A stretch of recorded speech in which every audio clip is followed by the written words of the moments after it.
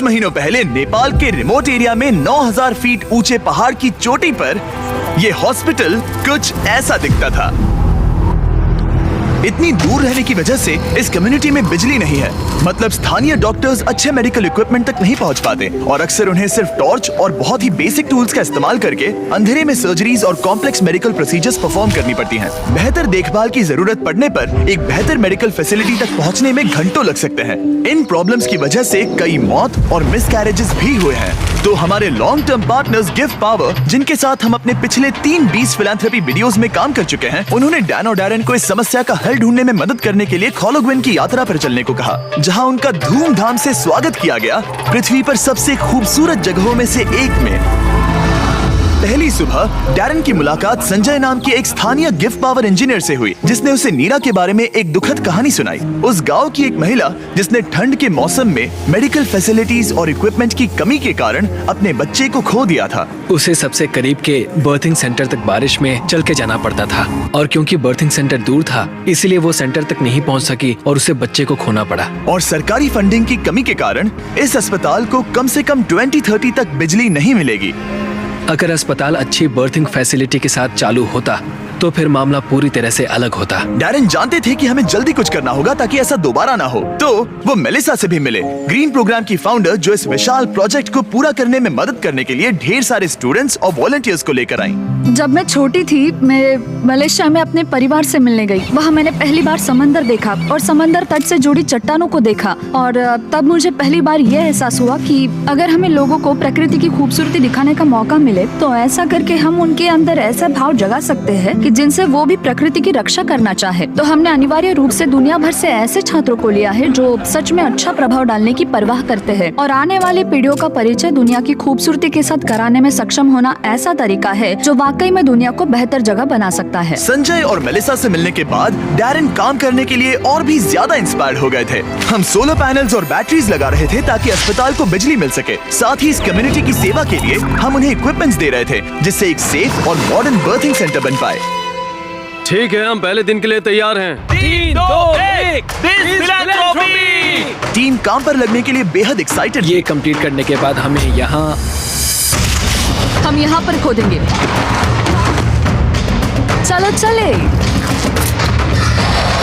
पहले दिन के अंत तक टीम सारी खुदाई और वायरिंग का काम पूरा कर चुकी थी।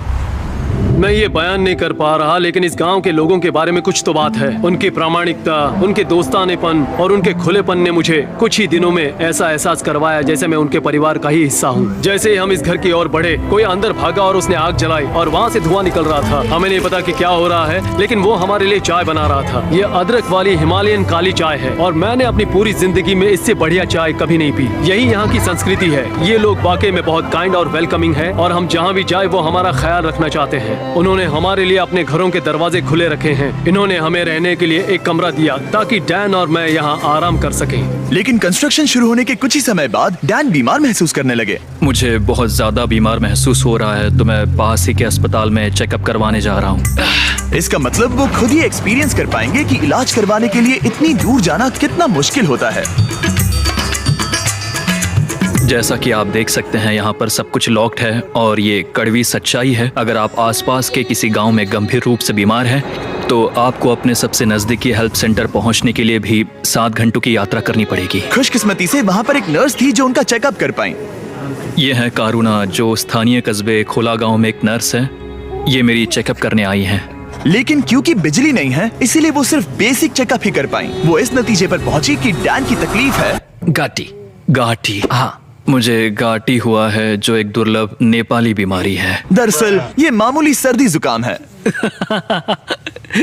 लेकिन इतने बड़े कम्युनिटी के लिए अक्सर इससे भी ज्यादा सीरियस केसेस होते हैं, जिनके लिए इमीडिएट और कॉम्प्रिहेंसिव ट्रीटमेंट की जरूरत होती है, जो कि अवेलेबल नहीं है। इस प्रोजेक्ट पर सब कुछ निर्भर था। टीम पहले से ही दबाव महसूस कर रही थी, इसलिए जब तक डैन आराम करता, टीम ने काम जारी रखा।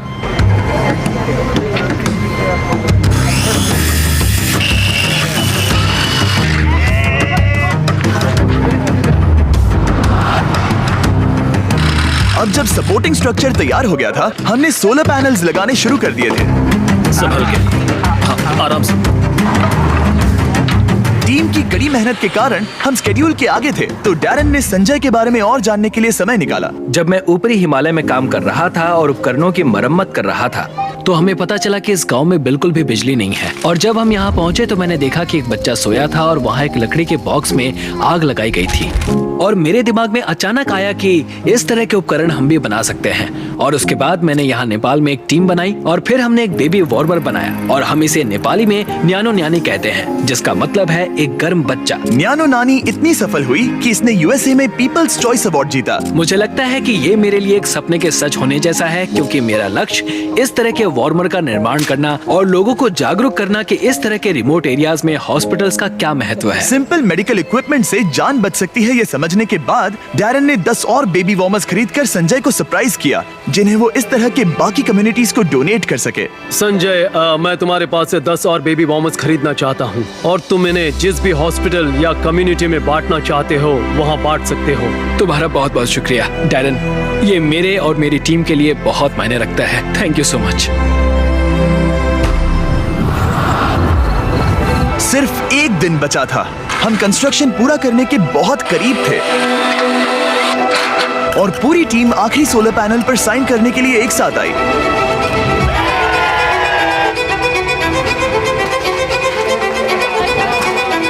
और डैरन को आखिरी बोल्ट टाइट करने का सम्मान मिला।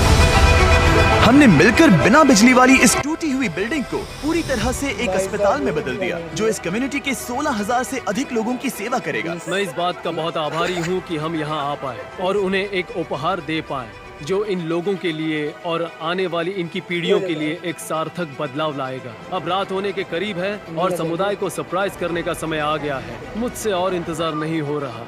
पहली बार लाइट को जल्दी देखने के लिए पूरा गांव अस्पताल के यहाँ इकट्ठा हुआ। सब लोग तैयार हैं? 3, 2, 1।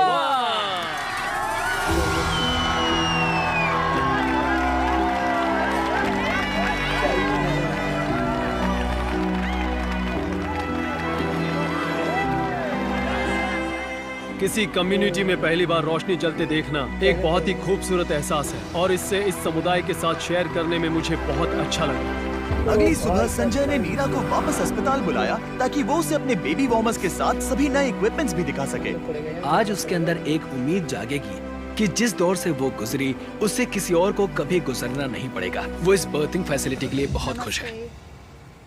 क्यों करते हैं? संजय से बात करने पर हमें पता चला कि भले ही वो नेपाल से हैं, लेकिन वो कभी एवरेस्ट पर नहीं गया और इस विशाल पर्वत को देखना हमेशा से उसका सपना रहा है। इसीलिए आखिरी सुबह हमने उसे एक सुनहरे मौके के साथ सरप्राइज करने का फैसला किया। हम एवरेस्ट के इतने करीब आए हैं तो वहाँ जाना तो बनता ही है।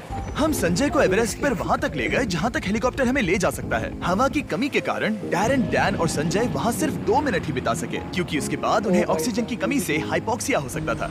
डैरन और मैं आज तक कभी एक साथ इतनी ऊंचाई पर नहीं आए हैं। मुझे तो यकीन ही नहीं हो रहा। एवरेस्ट को देखकर संजय भावुक होकर अपने घुटनों पर आ गया।